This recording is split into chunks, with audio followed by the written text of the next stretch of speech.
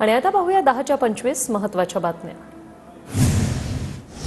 माजी पंतप्रधान डॉ. मनमोहन सिंग पंचतत्वात विलीन, दिल्लीतील निगमबोध घाटावर शासकीय इतमामात अंत्यसंस्कार। पंतप्रधान मोदींसह अमित शहा, राजनाथ सिंह, जे.पी. नड्डांकडून मनमोहन सिंग यांना अखेरचा निरोप। तिन्ही सैन्य दलाकडून माजी पंतप्रधान डॉ. मनमोहन सिंग यांना मानवंदना। सोनिया गांधी, मल्लिकार्जुन खरगे, राहुल गांधी, प्रियंका गांधींकडून मनमोहन सिंग यांना अखेरचा निरोप। शासकीय इतमामात मनमोहन सिंग यांच्यावर अंत्यसंस्कार। राष्ट्रपती द्रौपदी मुर्मू, उपराष्ट्रपती जगदीप धनखड यांच्याकडून मनमोहन सिंग यांना अखेरचा निरोप। डॉ. मनमोहन सिंग अनंतात विलीन। रवींद्र चव्हाण यांच्यावर नवी जबाबदारी। रवींद्र चव्हाण भाजप संघटन पर्वचे महाराष्ट्र प्रदेश प्रभारी। चंद्रशेखर बावनकुळेंनी रवींद्र चव्हाण यांच्या नावाची घोषणा केली। शिर्डीत 12 जानेवारीला भाजपचं महाअधिवेशन। केंद्रीय गृहमंत्री अमित शहा आणि भाजपचे राष्ट्रीय अध्यक्ष जे.पी. नड्डांची असणार प्रमुख उपस्थिती। तरुणांना भाजपसोबत जोडण्यासाठी नव्या अभियानाची होणार घोषणा। काल ढगाळ गेलेला सूर्य आज उगवला, मात्र मातीआड गेलेले माझे वडील कधी दिसणार नाही। वडिलांच्या न्यायासाठी आमच्या सोबत राहा, संतोष देशमुख यांची मुलगी वैभवी देशमुख हिचं आवाहन।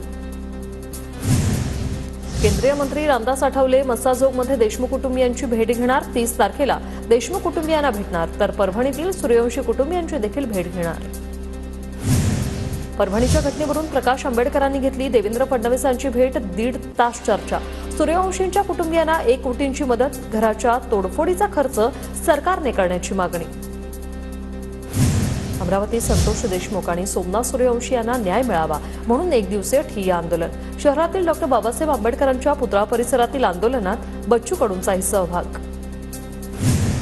ईव्हीएम विरोधात शरद पवार गटाचं उद्या पुण्यात चर्चासत्र। शरद पवार, सुप्रिया सुळे, जयंत पाटील, विद्या चव्हाण चर्चासत्राला उपस्थित राहणार। मंत्री संजय शिरसाट यांच्याकडून भीमा कोरेगाव येथे पाहणी आणि आढावा। अनुयायांची कुठलीही गैरसोय होणार नाही याची काळजी घेण्याच्या प्रशासनाला सूचना।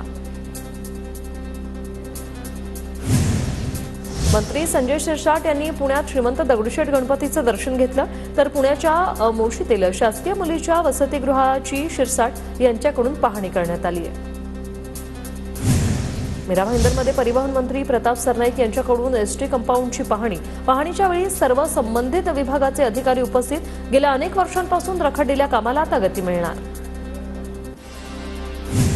नारायण राणे यांनी देवेंद्र फडणवीसांची भेट घेतली। राणे फडणवीसांमध्ये अर्धा तास चर्चा। कोकण आणि महाराष्ट्रातील काही विषयांवर सविस्तर चर्चा झाल्याची माहिती। मुख्यमंत्री देवेंद्र फडणवीसांचा 20 ते 24 जानेवारी दरम्यान दावोस दौरा। राज्यात मोठी गुंतवणूक आणण्यासाठी उद्योग विभागाची तयारी। कृती आराखड्यासाठी मुख्यमंत्री देवेंद्र फडणवीस आग्रही। प्रत्येक खात्याला 100 दिवसांचे ठोस नियोजन करण्याचे निर्देश। मराठी अभिनेत्री उर्मिला कोठारेंच्या गाडीचा अपघातात एकाचा मृत्यू तर 1 जण जखमी झाल्याची माहिती। उर्मिला कोठारे आणि त्यांचा चालक या अपघातात जखमी।